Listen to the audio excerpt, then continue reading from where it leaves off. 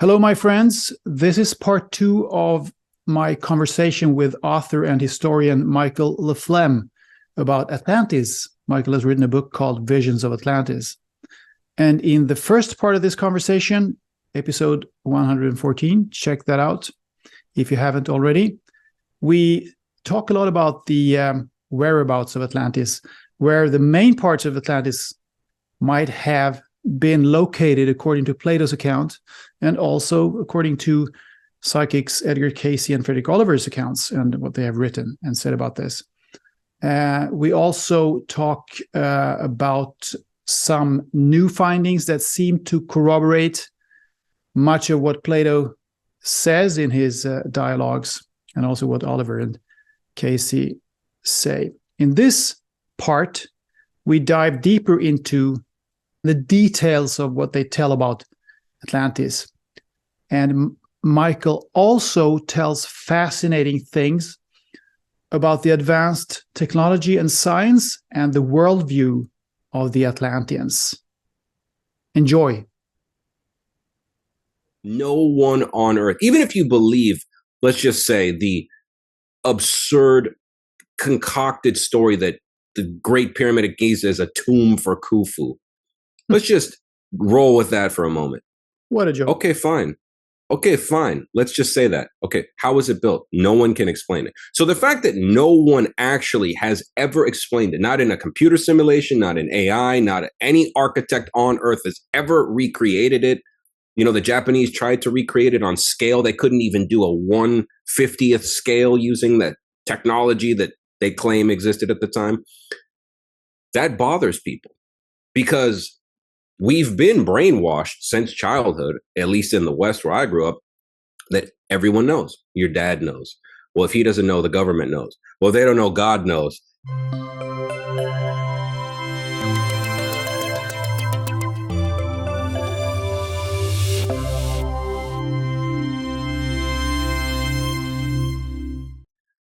Hey all, this is Mind the Shift, and I am Anders. We're going to do part two on Atlantis today. So we will continue to center around this book here, Visions of Atlantis, by Michael Flem. Welcome back, my friend. Hey, thank you again, Anders. It's always a pleasure. A few weeks, but it's, I mean, we were in a bit of a rush last time, so there are so many questions that I didn't have time to ask you about these things. Sure. And so everybody, I'm now turning to the audience here. If you haven't checked out the first episode with Michael, please do that if you haven't already. So now let's dive into this again. Your book is firmly built, of course, with blocks from established historical and geographical sources, but you also rely on two more unorthodox sources, the channeled information from two psychics, Frederick Oliver and Edward Cayce, and Edgar Cayce. The former lived in the 1800s, and the latter lived in the early part of the 1900s.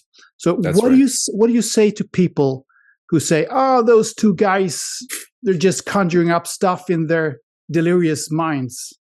Sure. And look, I say this, well, I try not to say anything. You know, I try not to even talk about this with people on the street. But if somebody were to ask me, I would say, look, I approach this just as skeptical as anybody. In fact, you know, when I started doing the investigation, I was aware, like most people, of psychics and clairvoyance and remote viewing from a fairly superficial level, which is why I really focused, like in the case of Edgar Cayce, before I included him as a source, I read every biography on him from people who lived with him, not just, people 30 years later saying Edgar Cayce was a famous psychic. I wanted to see, because there were two great contemporary biographies, what did people say who actually used him, Because I think people forget, regarding Atlantis or lost civilizations, he only gave 500 readings. on that over the course of 40 years almost. 15,000 other readings, roughly 14,500, were not related to Atlantis. They were related to health or, spirituality or finding mineral deposits or finding missing persons and things like this. And so I was really interested. They were those other readings were pretty accurate, weren't they? Yeah, they were. They were astoundingly accurate. In fact, I cite a newspaper article from the early 1900s where the New York Times was writing about Edgar Cayce. The newspaper of record was writing, and it's a famous story where they talk about I believe he was from Stanford. There was a doctor named Dr. Wesley Ketchum who was living in Hopkinsville, Kentucky with Edgar Cayce and using him to cure patients in his practice. And the New York Times actually wrote a piece about that. And later, a Harvard psychologist, he was a German working at Harvard, Dr. Munsterberg. He actually took a special trip from Harvard to Hopkinsville, Kentucky, to debunk Edgar Cayce.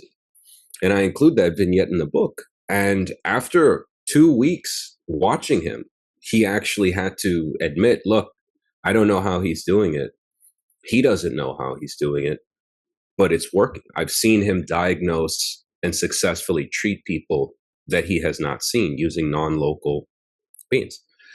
So I really wanted to show people that not only was this real, but his non-Atlantis work was actually vetted by some of the highest authorities.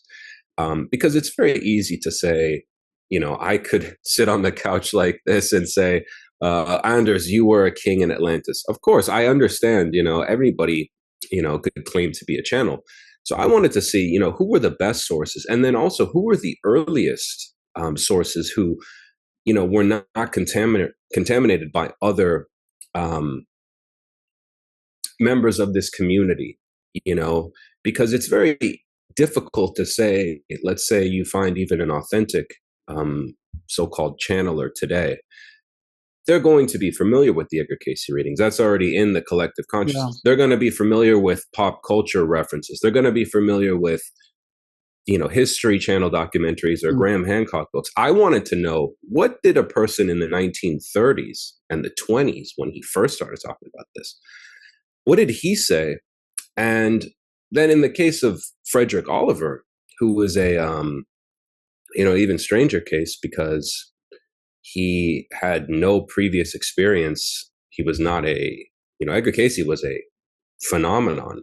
Most people in the United States in the 1920s and 30s were aware of him because of his, exposure in the New York Times. Frederick Oliver was an unknown person who was a 17-year-old kid living in a mining community in Northern California at the turn of the century, before that, actually, 1882, and claimed in the shadow of, Mount Shasta, a kind of strange sacred site, to have received this clairaudient message from a source that called itself Philos.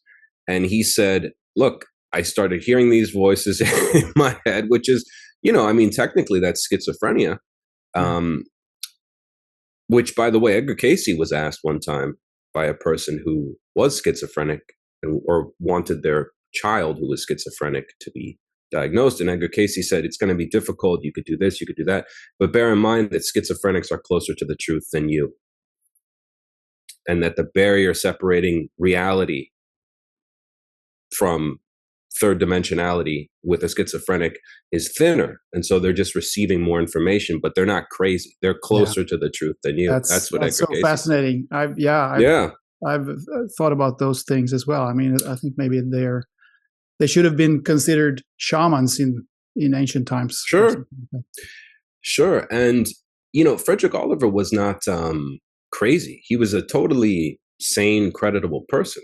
And in fact, he didn't even go into any kind of trance.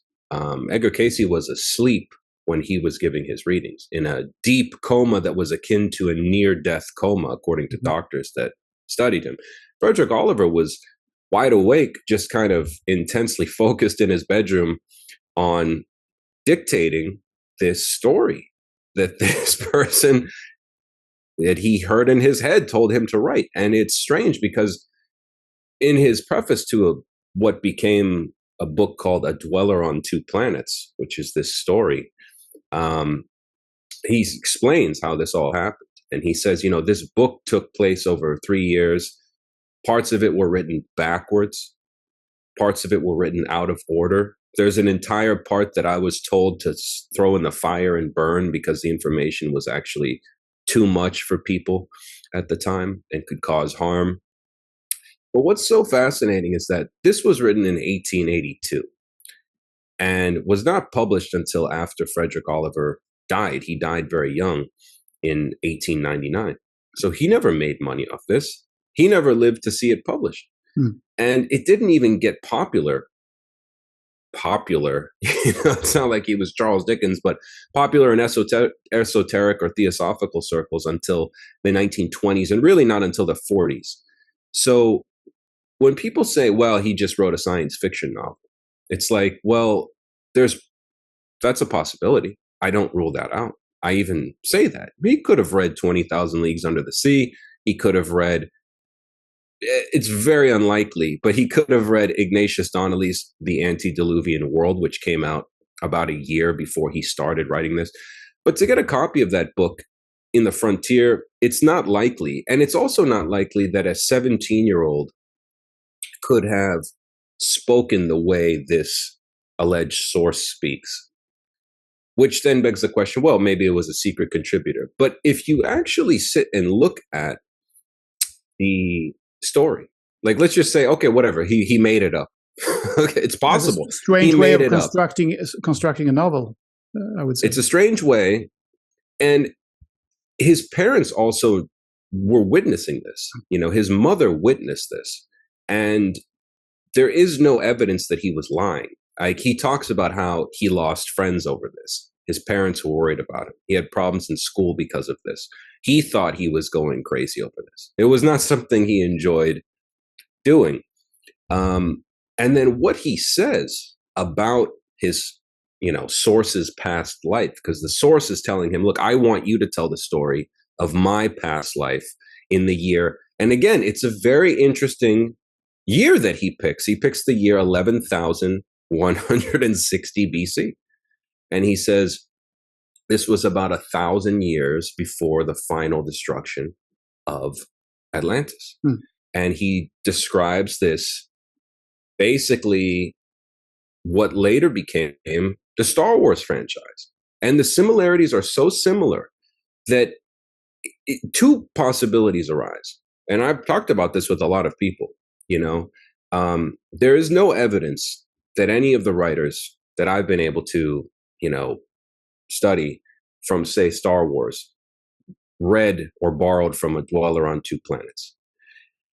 I've never seen any evidence of that. I know Tolkien claims in Lord of the Rings to have been influenced by Plato's account of Atlantis and the story of Atlantis. We know that. He said that in a letter. I have no evidence George Lucas or any of the writers of Star Wars were influenced by A Dweller on Two Planets. It's unlikely, actually. It's a very, odd, very, not well-read book. And yet he describes things that are basically in those films.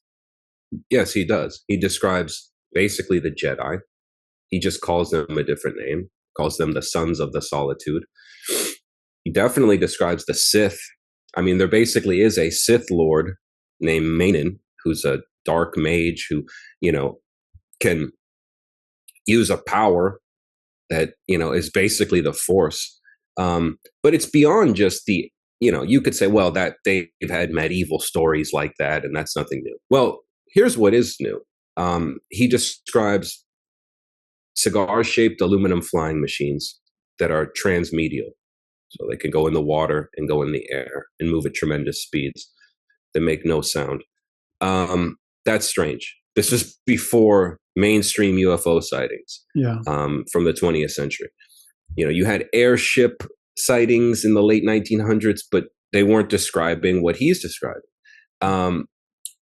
furthermore, he describes holographic projection technology, which is so far ahead of 1882 that it really begs the question where he was coming up with this.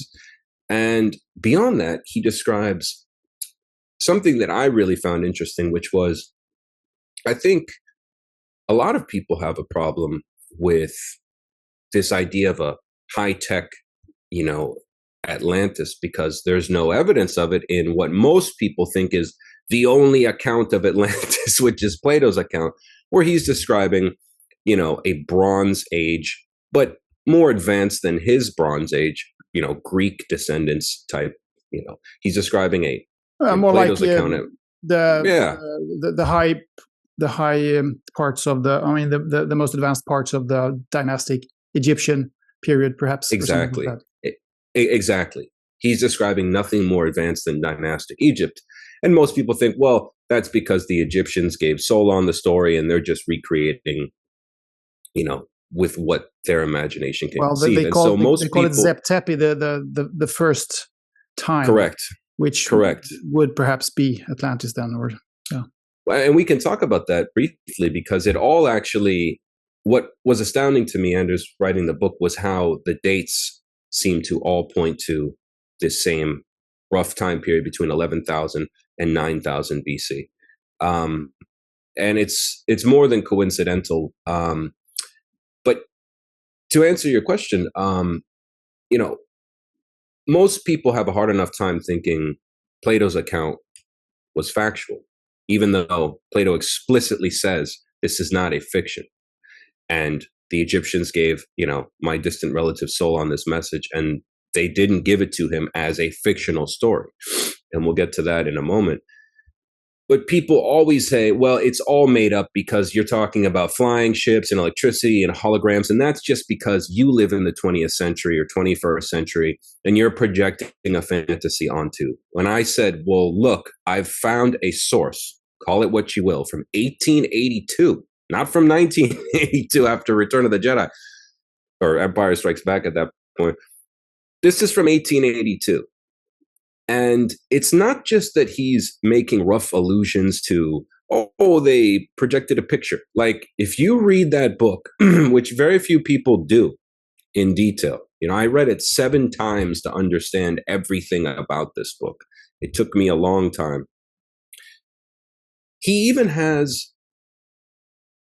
a self-contained, theory of the sun, of chemistry, of physics, that's so advanced for 1882, let alone for a 17-year-old kid, that it really doesn't make sense. It actually, if you're being honest, it's more likely he was channeling something totally lost on us and him. For example, when he describes the transmutation of metal using Atlantean technology, it's not something that he just says, we said abracadabra. It's like he describes the refinery, the tools, the chemistry behind the science at the time, which he says was premised on the law of one. And not just in a new age law of one, we're all one, kumbaya type thing. The law of one on a chemical level, where he says you are under the mistaken impression, you, the reader in 1882, that the periodic table is correct, that there are all these separate elements and they all have different components. He's like, there is one element, and we understood that.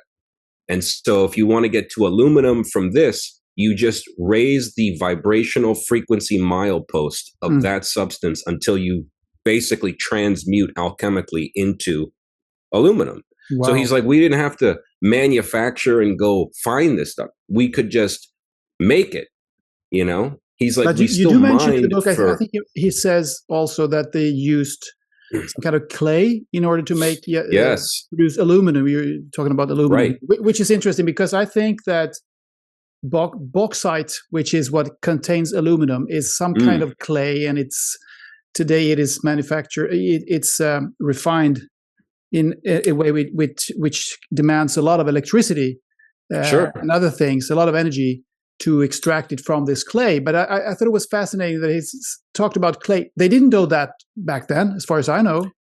Not that I know. In the 1880s. No, there's a lot of things they didn't know that he talked about. Like, for Yeah. example, they didn't know, to my knowledge. I mean, I've read a lot of 19th century archaeology books, which are excellent. Some of them, more detailed and unique than 20th century archaeology books. Like Charles Piazzi Smith and studies of the pyramids from the 19th century are Anders invaluable. Petrie's works, perhaps? That's right. And what's fascinating, though, is in this book, and forgive me if I'm repeating myself, I'll try to add something I didn't talk about last time, but, in this story, which I think is worth, the price of the book alone is just this one part, my book and his book. You should read them both so you see for yourself.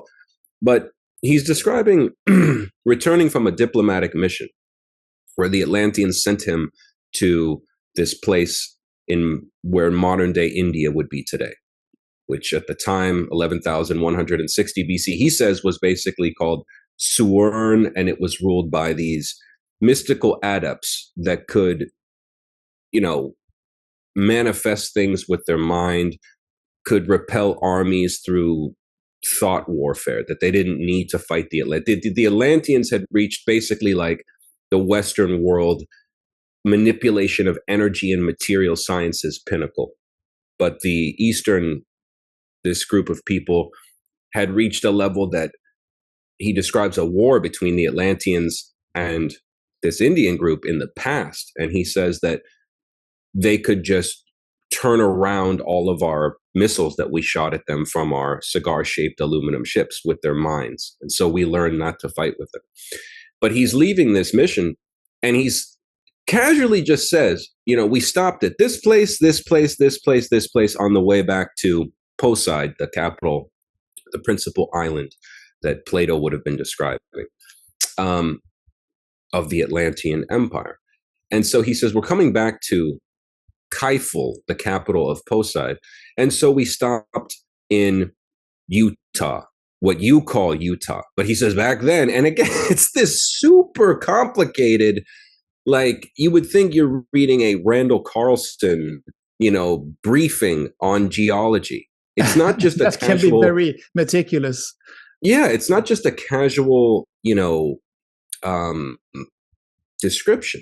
And I cite all of this at length, where he's describing how the Grand Canyon was formed, and he's describing a old salt lake that used to exist near Arizona. And he says it was called Lake Mitti. And thousands of years later, after the cataclysm, the waters of Lake Mitti would, rush into the Gulf of Ixtla, which you call Baja California. And it's like, because he's talking from the perspective of this Atlantean who's talking to the 1882 Frederick Oliver, like showing him, look, this world that you inherited, this is what it was like before.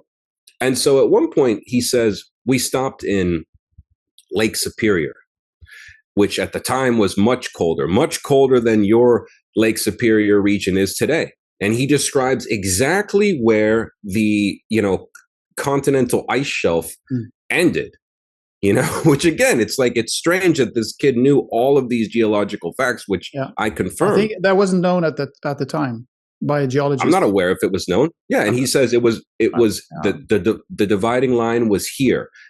And so we went to Lake Superior to visit our copper mines. And he says, we were conducted underground by an extensive electronic tram system to visit our copper mines. Well, again, there's 2 references to copper mines in Lake Superior that are to this day unknown. And they did come out before that book was written. They were published in Scribner's in 1872 or something like that. So it's possible. I'm an honest person. He could have read that in Scribner's. But you read the account in Scribner's, and basically it says, look, we've found thousands of these vacant copper mines in Lake Superior, on the islands in Lake Superior in the Upper Peninsula of Michigan. But it doesn't look like they were mined by Native Americans, because there's so much copper taken out, and we never saw that reflected in Native American architecture, pottery, even warfare. There's too much copper taken out. So it just says, the savages is not capable of, this work. It's just like a mystery. Well, he claims that it was an Atlantean mine, and now we know in the 20th century from historian Gavin Menzies, he studied that, and he determined, or he believes, that because of Phoenician style markings on some of the tools that they found, that it was, in his estimation, mined by Phoenicians thousands of years BC, possibly, or Minoans rather, in a long time ago. I mean, not thousands of years BC, but at least 1000 to 800 BC, I believe is his date, which is still fascinating because that contradicts the New World was not, transatlantic trade didn't exist before Columbus in the age of sail. But I take it a step further because I think as researchers like Marco Vigato and others have shown that the Minoans were themselves remnants of a much older proto-Atlantean type culture that itself kind of rebooted in different parts of the world. Yeah. And so that was an interesting thing to me because he doesn't say North Dakota. He says we went to our copper mines in Lake Superior. And it's like, okay, another data point. That's incredible. You didn't mention that last time, I think, the copper mine thing, but you did mention the Amazon cultivation thing. So yes. You don't have to go back into that. But that was also a place where they stopped on the way back from India, and they saw that he was told, Oliver was told that you think this is a pristine jungle, but we cultivated this. And then lo and behold, years ago, researchers realized that there is actually a lot of cultivated plants in the Amazon, and they're discovering so many more structures around the Amazon. They're going to find so many more things there. I just saw the other day a video about this.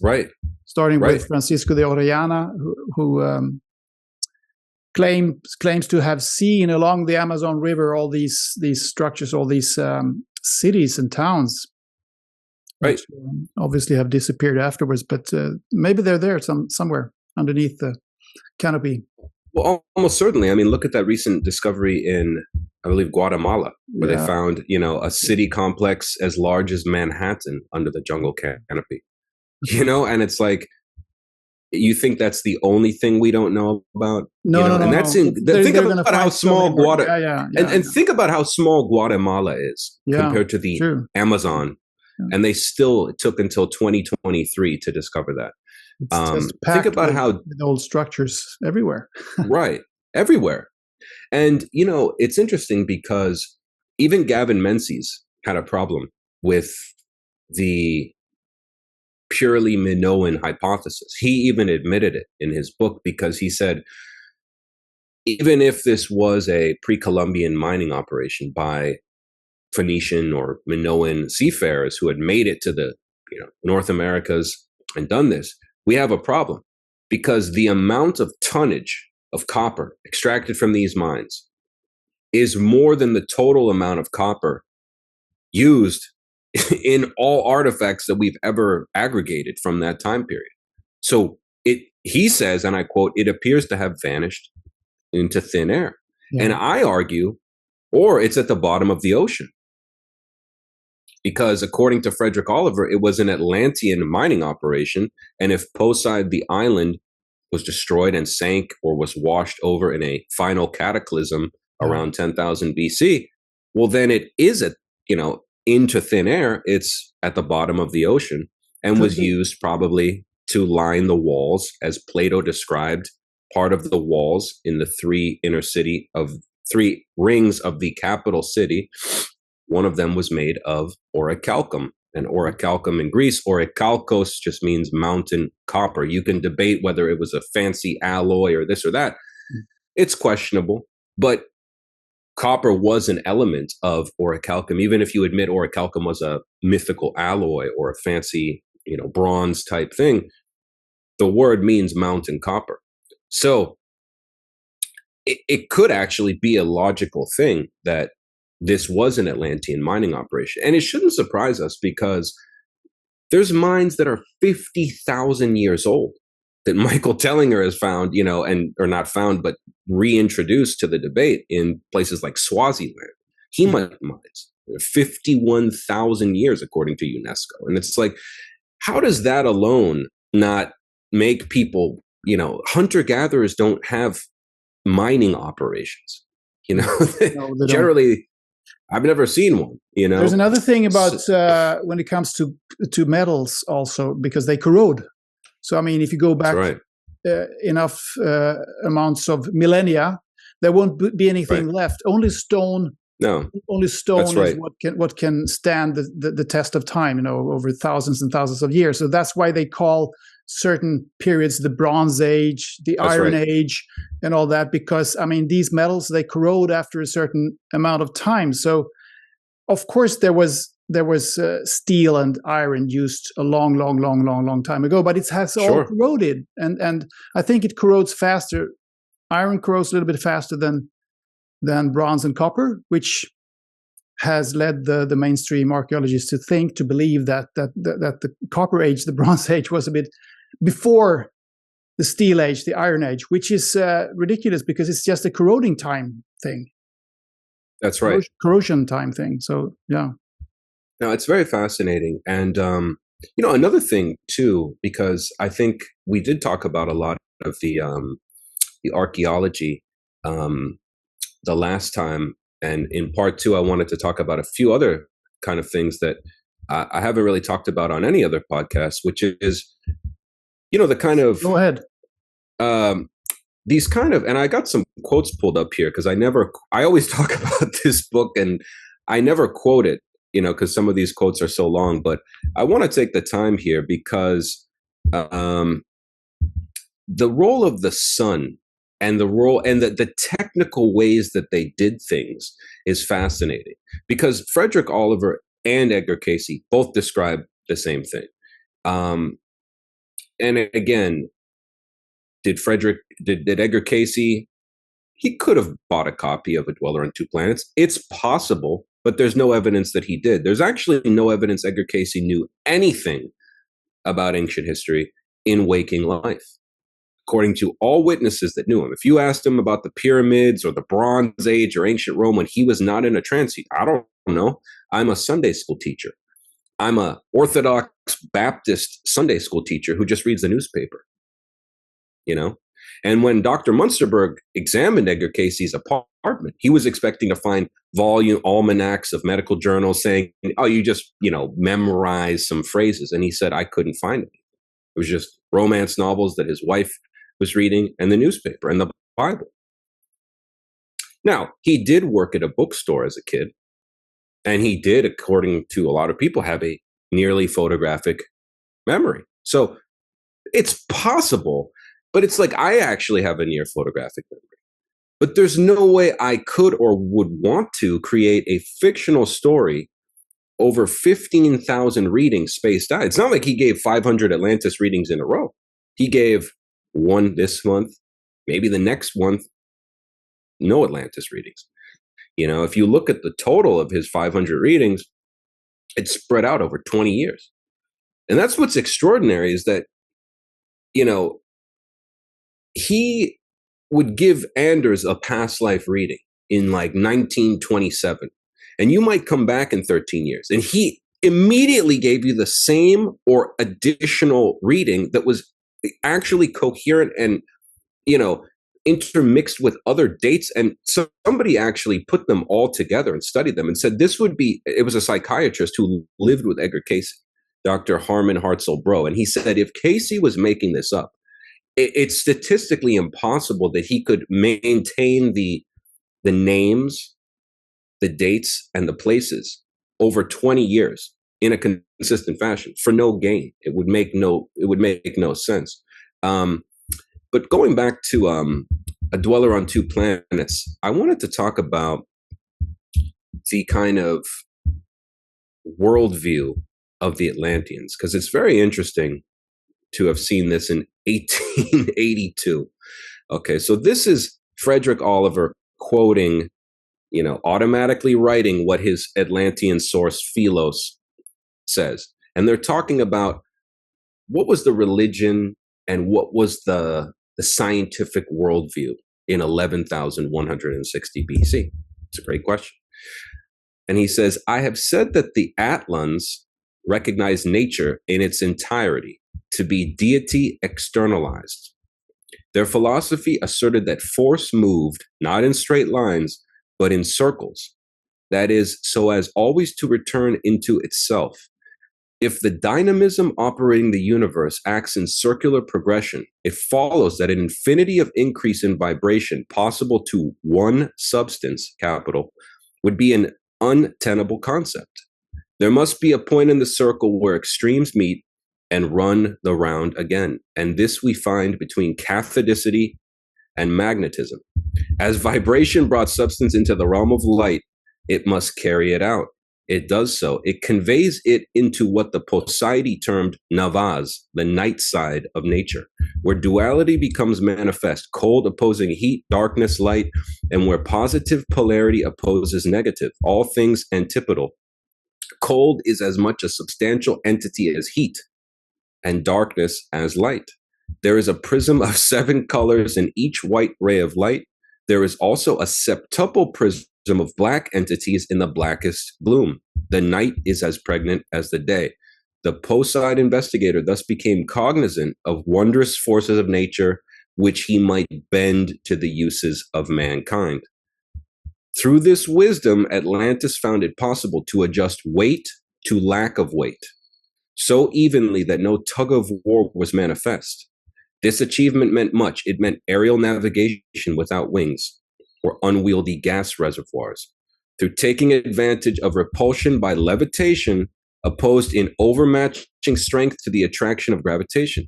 That vibration of the one substance governed and composed all realms was a discovery which solved the problem of the conveyance of images of light, pictures of forms. This is 1882, as well as of sound and heat. Just as the telephone, thou knowest, so well conveys images of sound, only in Poseidon, no wires or other sensible material connection was required in the use, at whatever distance, of either telephones or telephotes, nor even in calorivance, that is, heat conduction. And I'll finish. Pretty impressive for a 17-year-old boy in the countryside in California. I mean, if that's made up, well, I mean, then he's a genius. I mean, who could? Right. Because the words, I look at it like this backwards. The words are real. They exist. They were published. Somebody wrote those. All witnesses say it was Frederick Oliver, who's a real person, has a birth certificate, has witnesses. His mother published it, talked to a publisher, brought the manuscript. There's a real chain of custody. This is not a fake source that was retroactively written in 1985. This is a real source. So someone in 1882 knew that. And as science progresses in 2023, I believe we will rediscover this technology. Yeah. Because it's not a real stretch what he's saying. He's saying basically what I think eventually, we must rediscover if we are to break out of this kind of Newtonian, very limited sense of quantum science. Physics has made us,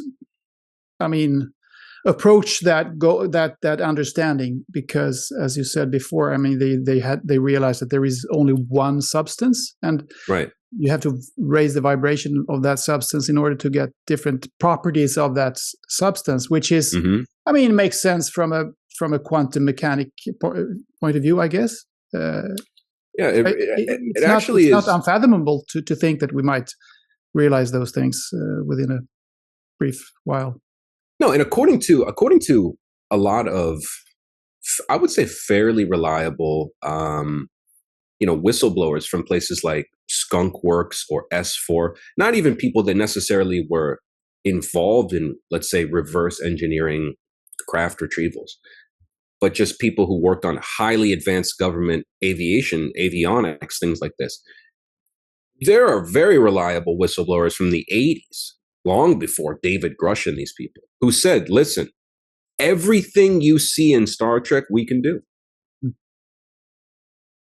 Teleportation, of devices, physical objects across a room, active cloaking in the 80s, levitation of huge object. In fact, there was a whistleblower who described a granite block being levitated in a laboratory somewhere in a military, facility. And it didn't seem that strange because it's like, I mean, why is that, impossible?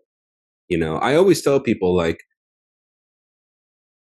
we've seen, that one exhibit, I forget at what tech fair, where a guy shows, like, with a superconducting ring, you can have something, a piece of metal flying around it. So it's like, okay, you can see that. You could go on YouTube and see with a superconductor, you can move a piece of metal, with no gravity. And it's like, well, if you could do it on that, and by extrapolation, why couldn't you do it to build the pyramids? Or because there is no actual way to explain, and I always tell people, beyond the absurdity that have been taught as kids with the Ram of Giza, let's say, which Edgar Cayce would say is a Atlantean construction after the final destruction, or during the final stages of the destruction, they would be building Giza as a final redoubt. That's what Edgar Cayce said. There's no physical way today to move those blocks. You can go look. You can watch the truck try. Yes, there are several videos you can watch where you see the trucks break down because of the weight. The truck almost flips over.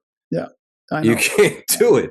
No, I think it's either it's decomposition and recomposition of the atoms or the molecules, or it's some kind of sound and vibration device that has been used. That's what I think. Could be. So now, Edgar Cayce specifically was asked that. Yeah. Okay. What did he say about it? And he said levitation. He said levitation. Yeah, okay. That's what Edgar Cayce with some said. device He or said some that technology or something. They used magnetism and right. Yeah. Now, did Oliver and Cayce ever channel information about Lemuria? Because I mean, that's also a continent, a lost civilization that, as you know, is talked about as a precursor to Atlantis, as many say, and it supposedly was placed in the Pacific, and then it perished, and that's it was a bit different, maybe more balance between masculine and feminine energy than the Atlanteans had, because they were supposedly more masculinely oriented. I don't know.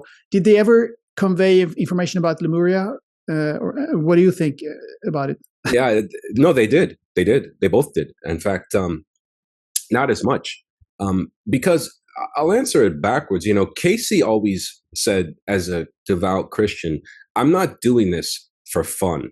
I'm doing this to help people understand who they were and why they came back at this time in America. That's what Cayce used to say.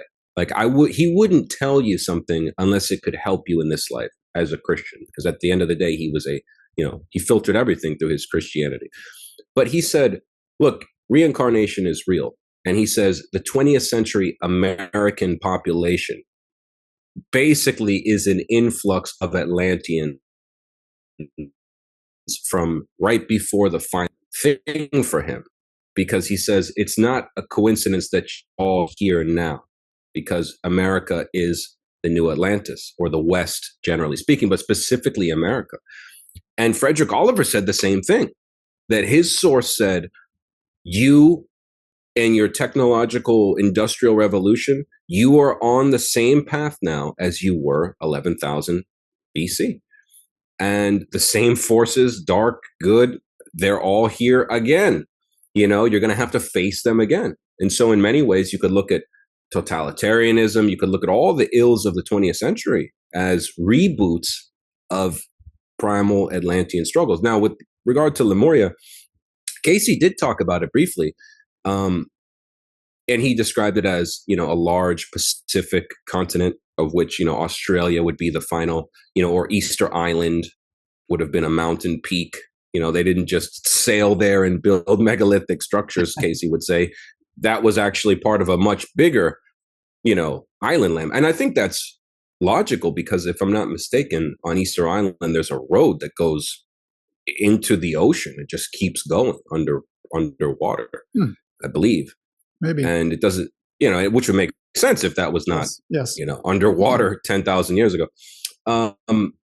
But Oliver talks about, or Oliver's source, who's working with, it's a very complicated part of the story, but in the story, Oliver's source is named, Philos. That's the person who's talking to him in 1882 from, I guess, Mount Shasta or whatever. But his name in Atlantis was Zalem. And Zalem, just like many other people, he would argue, has a twin soul who he's in love with, who's his own, consciousness split, but expressed as a woman. And her name is Anzame. And they meet in one part. And she describes the destruction of Atlantis, of Lemuria. And she says, this was thousands of years before, the Atlantean imagination was even formed, in a time that's even hard for me to remember and discuss. Could be millions of years then. It absolutely could be. And it's like, I don't have any definitive things to say about it because according to Cayce, and some modern channelers that have claimed to have, gone into that through remote viewing and stuff, it almost seems like they don't have reference points because it's so different. It's almost like the atmosphere was very different physically, and that some of the people weren't even fully what we would even consider perhaps. Human. Their fully physical. Lighter, more like light bodies. Yeah, and I guess at the end of the day, I'm still, even though I wrote a book, about Atlantis, I'm still at the heart. I studied, straight mainstream, the history of philosophy and World War II. Those are my expertises, actually. And I think that's a strength because, you don't have the word light body. No offense. That word doesn't appear in my book. You have a lot of other weird things. But, at the end of the day, I wanted to show that, look, like that passage I just read, there's nothing mystical about that passage I read where he's describing, what we would say, oh, that's a spiritual explanation. No, it's a scientific, because at the end of the day, he even says there will come a day where science and spirituality merge, and you'll discover it's the same damn thing. Because, if you had read that in 1498 or something, it would have appeared spiritual and woo-woo. That's right. But today that's it doesn't, exactly because right. We have, quantum physics and all that. So exactly. And so I think that, if you can accept that, looking at a wave can convert it to a particle is not, which if you can accept the quantum observation phenomenon, which I don't think is disputable at this point, that consciousness affects physicality. Why is it such a stretch to think that in an extreme deployment of that, you could have people who at one point could levitate objects with a device or their mind? Why is that so hard to believe? Mind can affect matter. Mind affects matter every day in everybody, because just think of the placebo effect. Absolutely. If you think you've taken some beneficial drug, but it's just a sugar pill, you will still get better. Exactly. Because you will. Yes, you. Yeah. You know what I mean. Yeah. So, or take, for example, the studies that Dean Radin has done at Stanford, where he's put random radioactive decaying number generators all over the world, and before an earthquake or before a terrorist attack or a major traumatic event, the numbers go from randomness to order, that there's a coherent precognitive effect on a random number generator. Before 9/11 that happened, before earthquakes, hurricanes, natural disasters that seem sudden, it's like the collective consciousness becomes aware that it's going to hit. The numbers go from absolute randomness to more order. And he's shown this, that's actually true. So I think it's a field that, unfortunately, the 20th century, up to Tesla's death was kind of going that way, but he was always up against the usual, Standard Oil type power players that did not want that, or the Edisons that wanted, look, we're going to do it my way. The JP Morgans.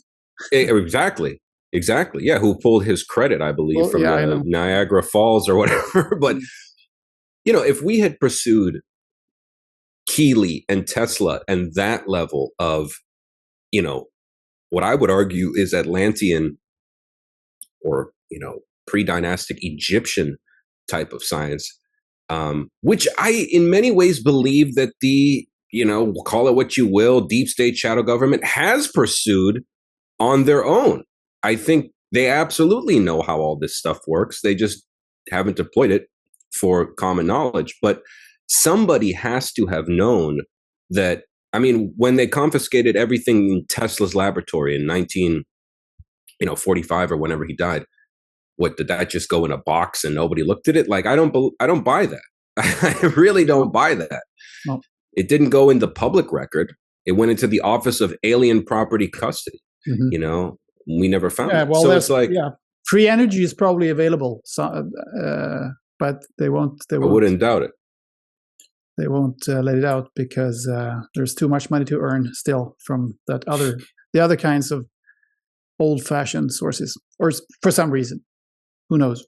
That's right. Let's talk a little bit about indigenous peoples and what they have and what role they play here. Because I was wondering, I was in France a couple of years ago and visited the Chauvet cave, which was a fantastic place. I don't know if you've been there, but there was some. I've been to France, but I've never been to that particular cave. No. Yeah, there were some impressive, cave paintings on the walls, and they were really advanced and impressive. These paintings, but there was. It's still it was a cave, so it was. I mean, obviously not an advanced building. It wasn't a pyramid or something. It was a cave. No. Nice paintings, but this was 36,000 years old. That had been. That's right. Had been dated, carbon dated. So, which means that this existed. These people lived there and painted things on cave walls at a time when Atlantis obviously must have been at its peak or something like that, because, 36,000 years ago was, well, probably a good time in the Atlantean history. So my question is, I guess, have indigenous peoples or cultures always existed in parallel with advanced civilizations, or are the indigenous peoples that exist today the carriers of inner knowledge from lost civilizations like Atlantis and Lemuria? What's your take on that? That's a great question. I think both, because what I think is that, if you take the Chauvet caves, as you mentioned, 36,000 years, it's, if you take Edgar Cayce's timeline of Atlantis, which he claims roughly began around 100,000 BC, as a kind of mid-Atlantic, populated by what he described as the descendants of the Iroquois tribe, because he specifically says the North American Iroquois were the descendants of the ancient original Atlanteans. He called them the Red Race, but he specifically cited the Iroquois, which is, we'll get to that in a moment, very interesting, because their foundational myth is quite interesting. But at that time, it's difficult to say, because I don't make any claim. Edgar Cayce describes, 100,000 roughly BC, 110,000 BC. Then he jumps to 50,000 BC for the first destruction of the continent, which is probably where the mid-Atlantic ridge, roughly from, the western or far eastern outskirts of the Antilles up to the Azores. Edgar Cayce said there used to be a large above water continent 55,000 years ago that was destroyed through this, technology that they deployed that triggered a volcanic reaction.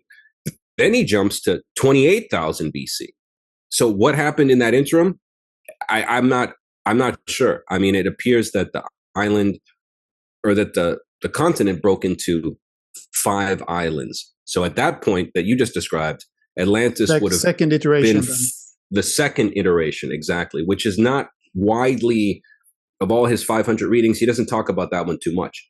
But it appears that they had some high level of technology, because the second destruction at 28,000 was the overtuning of this tremendously powerful crystal that was akin to almost like a Death Star in its power to fracture the Earth's crust and almost affect its rotation in some aspect, Cayce describes. But yeah, to answer your question, Frederick Oliver talks about that when at the pinnacle, or the second, renaissance, if you will, of Atlantean technology about 12,000 years ago, that there still were savage peoples living all over the world while he was flying over their lands in a aluminum veil, as he called it, at 450 miles an hour, that had no flight surfaces, with people from the university to study botany and ichthyology and things like this. And he said, we're looking down at the natives, and they're looking at us like the people in the cargo cult in the Pacific looked at the, airplanes in, the early 20th century when they first saw them and thought they were still, that still happens. I mean, right. Think about that island in the Andamans outside of India. The Andamans, there's an island. That's right. North Sentinel, I think it's called. That's it. I've watched that video. Really angry people there. They're shooting their arrows at helicopters every time somebody tries to go there and say hi to them. That's so funny, because I was just watching a clip of somebody, like the first white people to come to the beach in that area, and I mean, that was 25. Yeah, they shot at them with bows and arrows, and they had never seen these people. Yeah. They had never seen a motorboat. So yeah, I think it's always been that case, that there's been, and then also concurrent advanced cultures. I don't subscribe to the idea that, for example, it's just like today. If you were to fast forward 14,000 years from today and look back, would America be the same as Europe? No, it's like, we share commonalities. You're in Sweden, you're using a similar type technology, but you arrived at it through a different way historically, and we share technology and things like this. But then there's, Chinese infrastructure, Chinese government. It's just as advanced, but, it's not a Judeo-Christian based culture. So it's going to be fundamentally different. And I think in his time, it was the same. It was the same thing. It's like people are all aware of each other, like the Indians were aware of the Atlanteans. They just chose not to go in that direction. Yeah. And they were kind of like this proto-Brahmin priest class, as he describes them. But there's a problem. And then the Atlanteans were more like us.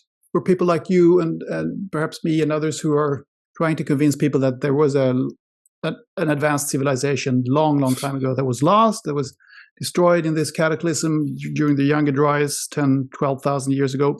And it is that when archaeologists, at least so far, find bones that are very, very, very old, I mean, tens of thousands of years old, or even hundreds of thousands of years old, they're always in caves or in tombs that are pretty, primitive, and they find them in association with, jewelry or things.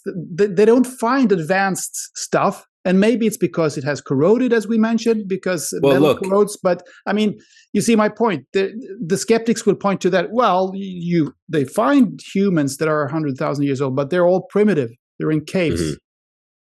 Sure. Well, let's just think. I mean, as Edgar Cayce's son, Hugh Lynn Cayce, famously said in the 60s, he said, let's just pretend the same cataclysm, whatever it was, comet, solar event, whatever, pole shift, who knows? Whatever happened in mainstream, anthropology, archaeology, whatever brought about the Holocene, extinctions and land floods and land configurations and all this around 9,600 BC, whatever did that, let's say that happened right now. And now let's fast forward 14,000 years. What what would remain of your apartment? Nothing. What would remain of this conversation? What would remain?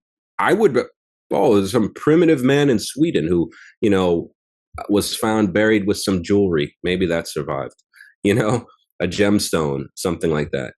But would your globe, what's your globe made of? Would that that's true. thing on your, it's only stone. Yeah, So what would, stone. And that's so fascinating, because when we think about these stone structures, the pyramids and all these megalithic structures that we find today that are probably could be hundreds of thousands of years old, they kind of realized, they knew that you have to use stone to build in stone. Or actually, they knew how to do it. We don't know how to do it, because we don't know how to do concrete, and we are so impressed by these skyscrapers that are built with concrete and metal. Right. But that would all fall apart. Nothing will remain of a skyscraper 10,000 years from now. Nothing.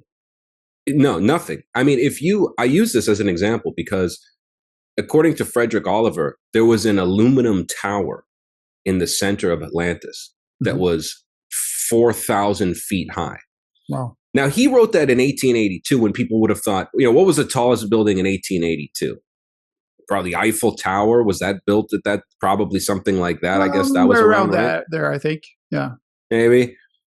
Well, to get to that level, you have to go to the late 20th century for the Burj Khalifa, which I believe is, I forget, in my notes I have it, but it's like, what is it? 3,000 something feet high.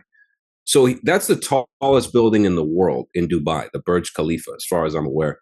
And he's saying in Atlantis, we had something even tall, like 1,000 feet taller than that. So at least today, I can go to Dubai and look up and go Jesus Christ, they had something bigger than, I have a reference point, because according to him, we are rediscovering Atlantean, motifs and things like this. But it was made of aluminum. So it's how long does aluminum last? Even Atlantean aluminum, how long does it last? If that tower existed, it's dust. Yeah. Yeah. But like you said, they had the foresight to build megalithic architecture, not just in, let's say, Egypt, but all over the world, and they had the foresight to align it, as many believe, to specific star configurations that could be in the future. That never changes. Mathematics generally does not change. Language changes, culture changes. So they have to encode messages into these structures, which is described briefly in my book in the chapter on Giza, but there's plenty of other books that go into more detail, just like Christopher Dunn's books. Right. Robert Bivol and all these people. Exactly. So I didn't want to repeat anything that had already been said. What I wanted to just show is let's take Plato, since you don't want to take let's take Plato at face value. What would remain on Plato's timeline? Well, actually, what would remain is exactly what we've found. So when people tell me there's no evidence, it's if there were no evidence, I would say, okay, Giza doesn't exist. Teotihuacan doesn't exist. The pyramids in Xi'an, China don't exist. If those three things did not exist on planet Earth, I would say, you know what? This is all made up. Because where is it? But it's all three of those sites that I just described have three pyramids in the exact same configuration. So somebody was aware, and they have, more similarities than that. So it's you could say it's a different name. Doesn't matter to me. I don't get, commission for Atlantis or something, but it's somebody was aware of the similar architectural motifs, whether it was the same culture or that was just a template that was universally known at the time among the world's builders. But it's to say that that's just a coincidence, it's just, to me, you're not being honest, as a scientist or an investigator. As you're just not being honest. Says, the evidence is staring us in the face, really. Right. And I always actually said that I think one of the great strengths of the book from my, readers that write to me has been that chapter on why is it, despite all this evidence, that it's such a difficult thing for people to accept, not just in academia, but on the ground. Hmm. And, you know, that's a why whole is that? I have a question about that. How would you explain the psychology of debunking new ideas? And it's not, as you say, not just in academia. No, it's not just among academia. Ordinary people as well. People are afraid of losing some worldview or something. I don't know.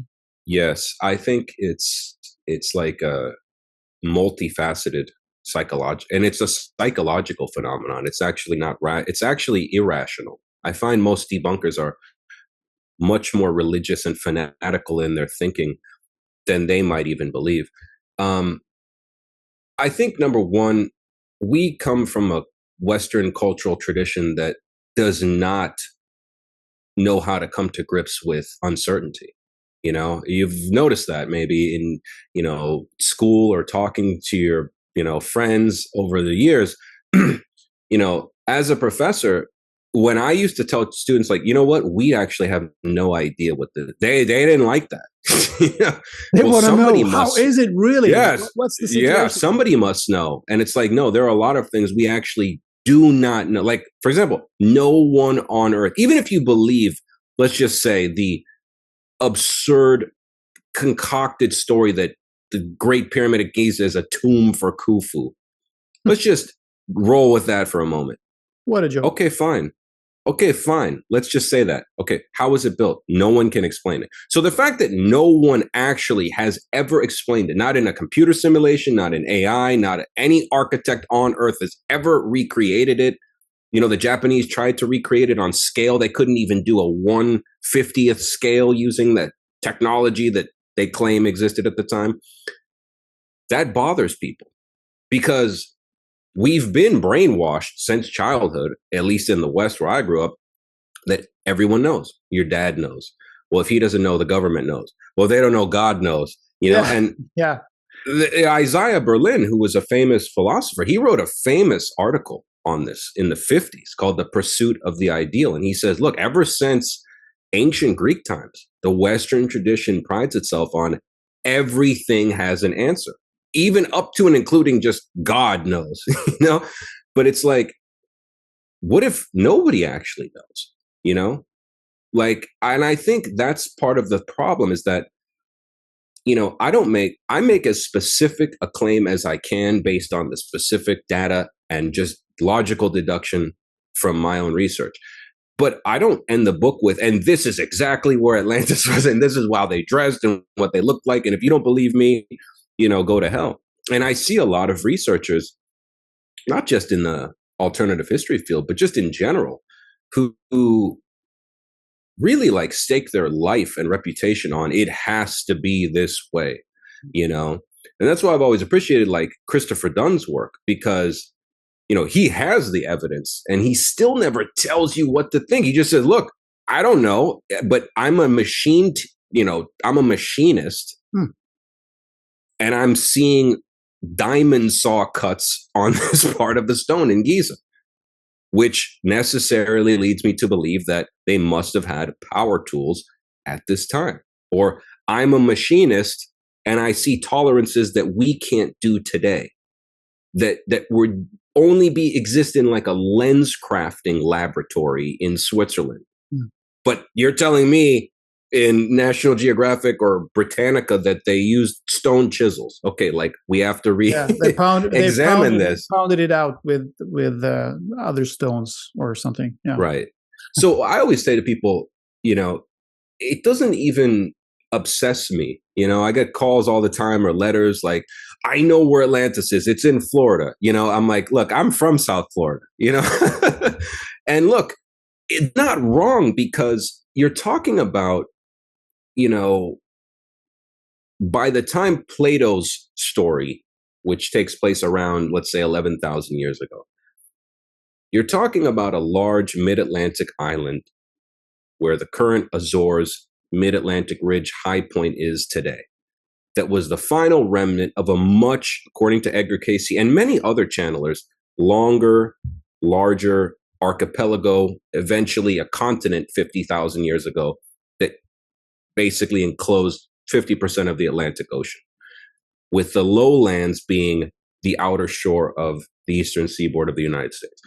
So and an empire, in Plato's time, a military empire that had dominion over multiple parts of the Mediterranean up to Egypt, North Africa, and was aware of North American continent. Plato specifically says they were aware of the continent beyond the true ocean.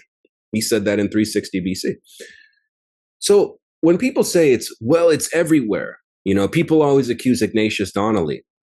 He found Atlantis in Mexico and here and here. And it's like, well, first of all, there is evidence of Atlantis in Mexico. There's evidence of Atlantis off the coast of Cuba.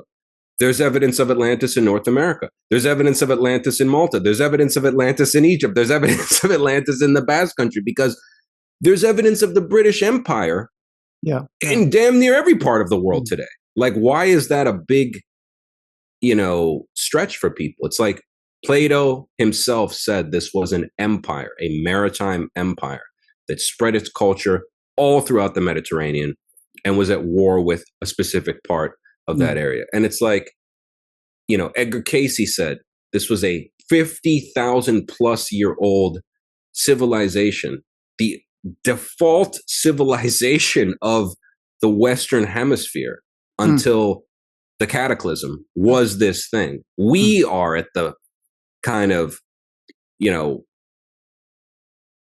reboot phase ourselves. And I think that bothers us because our own arrogance is, we're biased, and we have certain templates that we want to put things into to understand things, but we just can't think outside of the box. But I think the analogy with British Empire is pretty good, actually, because it did encompass the whole planet at some point, sure, more or less, and the core of it it's pretty small, actually. The British Isles aren't very big. It's a tiny little speck of land outside of Europe. And so, because some people have argued that, well, Atlantis it couldn't have been that big if it was just this island around the Azores, for instance. Well, I always tell people, apparently it was bigger at the beginning stages, but even when it was this lesser, smaller island, maybe around the Azores or Azores. Sure. It was. If you do the analogy with the British Empire, it's not that strange, because that's the center, that's the core, and then it has its tentacles all over the place. No, exactly. And if you look at the map of Poseid, one of the three remaining islands around 11,000 BC, according to Edgar Cayce and Frederick Oliver, they both talked about the capital island, principal island, being Poseid, which is interesting because Plato himself is describing Atlantis. But in the center capital city on the main island is a temple of Poseidon. So there you get Poseid. But where I believe, that particular island aspect of the final Atlantean archipelago, which was a part of the Atlantean Empire, for those listening who think it's got to be the Rashat structure, it's got to be here. It's like, well, is the Colosseum the Roman Empire? No. Are the ruins in Carthage Rome? No. This is an empire, Yeah. And it's like, I look at specifically what we're talking about. So to me, the island of Poseidon is actually quite large. It was about twice as large as England, which is enormous. And it's more than enough in a much more temperate zone. If there was an island 2 times the size of England, 800 miles directly west of Portugal, that actually would be the ideal superpower. Yeah. Because it would be like a mini America that's unassailable from land, that's in a temperate climate where you could grow anything. Plato says it was the most temperate. It was basically the climate of the Canary Islands today.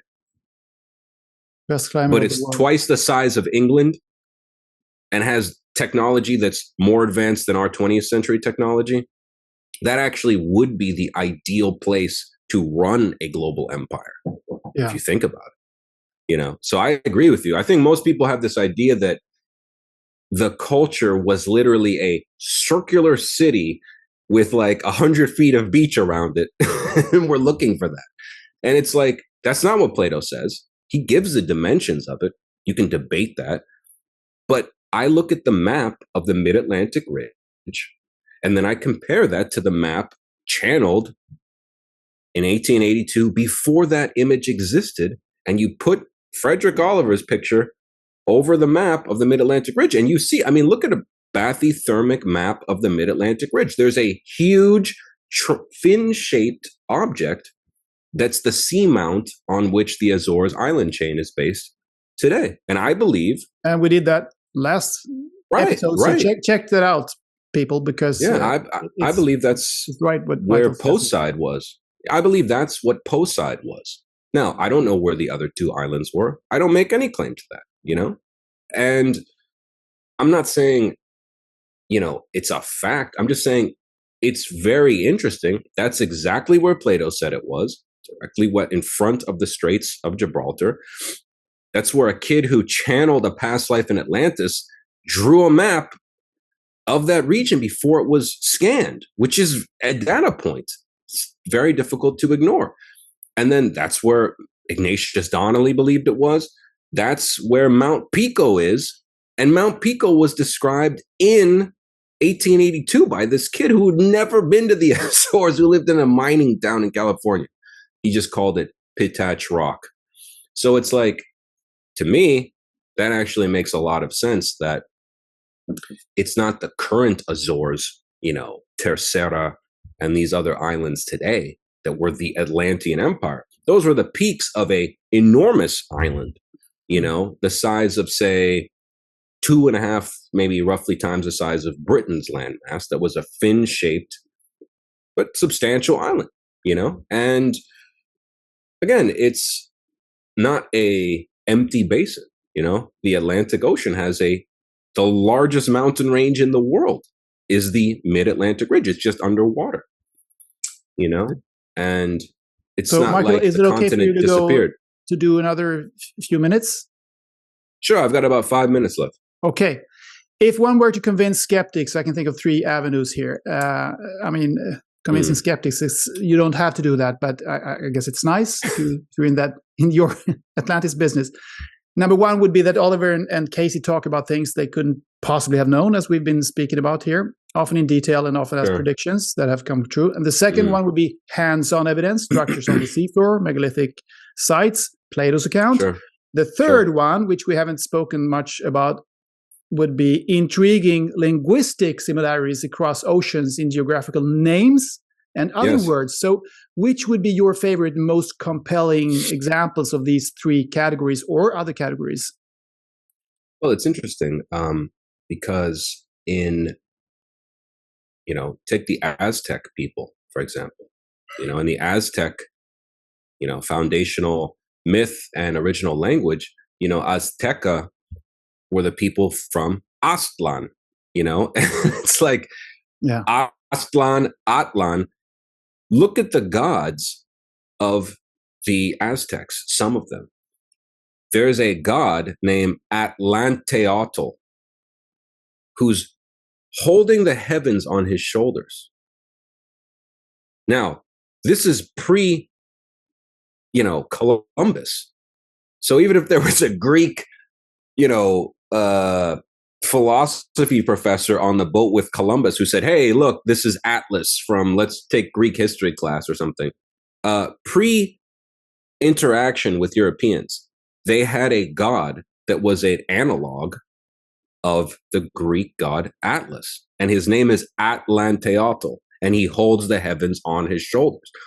And in Frederick Oliver's book, he brings up an interesting link to the word Atlas and the, quote, god Atlas, because he says Atla, you know, a derivation of Atlas. He says Atla, the civilization in the mid-Atlantic that held the world aloft in science and technology. So it leads me to believe that these, you know, some of these Greek symbols, like the god Atlas, were, you know, not just mythological. It was like, that was the symbol for them of Atlantis. That, you know, if we had, you know, America holding up or Europe holding up the world, it's like, it's symbolic, you know, that we held the world aloft in technology or, you know, popular culture or whatever we lead, not much anymore. You know, China and Russia are beating us and everything, but it's like, if we held whoever held the world aloft, and it's like, and what's the ocean between those two cultures bridging them? the Atlantic Ocean. So again, it's like if the Atlantic Ocean was not called that, if there wasn't a god named Atlanteotl in Mexico and a god named Atlas in Greece, I would say, sure, there's absolutely no evidence of a mid-Atlantic interaction. The Atlas The only Mountains. problem Did you is, mention them? The Atlas Mountains. let's talk about that. The Atlas Mountains, right, where Cayce And they had an himself ancient king called Atl or something, I think, in that region. Well, the word atol means water, and it's the same word in Berber as it is in, I believe, Yucatec or Maya as well. So it's like some of these people can communicate with each other. And on a basic level, some people have noticed that indigenous people from the Berber tribe can come and actually understand certain words, just like certain people can. The Basque people, which who speak a non-Indo-European language that just appears to have come from nowhere. Some of those people can communicate with people in Central America, who are indigenous tribes, and they use similar words.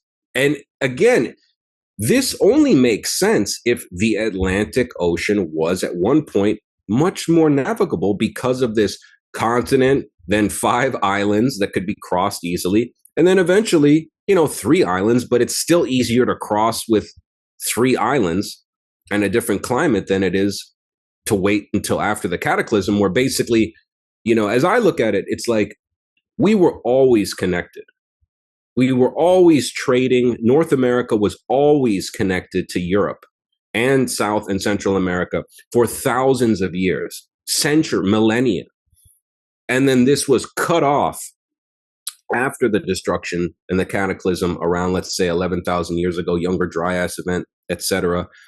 And then the Atlantic actually just became a vacuum, and we lost this knowledge until we rediscovered it. The Vikings, the Age of Sail, 15th century Columbus, and things like this. But when they came, they couldn't understand. Like when when Cortez saw Tenochtitlan, he's like, what? What? I don't understand this. This is can't blame him. Biggest city in the world at the time, I believe. And it's like megalithic architecture, pyramids, things like this. City built, with an interlocking canal system, similar on superficial level to how Plato described the Atlantean capital. Right. And it's like interesting. And this is what now is Mexico City. It was the same place, the same spot. That's right. Mexico City is now. So it's not Teotihuacan. It's Tenochtitlan, the Aztec capital. Exactly. And it's like, you start to, I think, you can get very easily lost in, the search for finding links everywhere, because as I mentioned, if you were tasked 14,000 years from now, Andres, with finding the British Empire from traces today, it's like, what you'd be like, it's in India. No, it's in Australia. No, it's in New York. It's like, well, it lasted a long time. And that's not even a fraction of the time Cayce said Atlantis was around. No. But if you're talking about a similar or even multiple iterations of a culture that spanned 50,000 plus years, we don't even have a reference point for that, because the oldest dynasties in our timeline are, the Qin dynasty or the Han dynasty in China or some of these other places. But it's like, we don't even have that reference point because we've been, I believe, scrambling back like little children after the cataclysm. And we finally got iPhones and Zoom and nuclear power and airplanes, and we think we're at the top. But what if we're actually just at the bottom of the mountain? And at the real top is like, we figure out reality. We figure out who we are, where we come from. We figure out the true nature of physics. And then we decide, you know what? We're all the same. We should all get along. We should all work together, even though we're, maybe we have different cultures and things like this. And then there is some like relative peace for 10,000 years. Could you imagine? At this point, I can't imagine that. But according to these ancient sources, that actually is what, or channeled sources rather, that actually is what took place. Why should people care about these things today? Why does Atlantis matter today? Well, it matters because if this was indeed true, and I do believe the evidence shows it was, I can't say exactly what it looked like or what it was. I do the best I can in my book. But if it was true, then you're talking about a civilization that knew almost every aspect of reality and yet was still destroyed and was still at the end extraordinarily corrupt, and that's a fascinating part of the book, is how the decline from non-natural, cataclysmic crises. Like Frederick Oliver describes a situation very similar to our present day situation, with an elite group of people who sheltered themselves from the masses, who exploited the masses, and who divested themselves eventually of embodiment. And basically, in his 1882 language, he described them as becoming as electricity, which you could say maybe they uploaded their consciousness like Ray Kurzweil or something. But he says they divested themselves of their body so they could live forever, but they could still influence things in physical reality. And they became a very dangerous group of people who ultimately led to the downfall of society. Rings a few bells there, maybe. Things to learn from the Atlanteans. And your book is called Visions of Atlantis. Looks like this again. Yes. And that's right. It's available on Amazon and on other book outlets also, I guess, isn't it, right now? That's right. Amazon, Barnes & Noble, and audiobook as well. And also, if you speak Spanish, it's available in Spanish. And Espanol. And in Espanol, and audiobook Espanol as well. So, Michael, it's been a pleasure as always. Thank you so much once again. Absolutely, man. I'm just glad that there's still people with an open mind. That's all you can do at the end of the day. Who knows? But at least we're looking, So thank you so much, Anders. And I'll talk to you soon. Talk to you soon.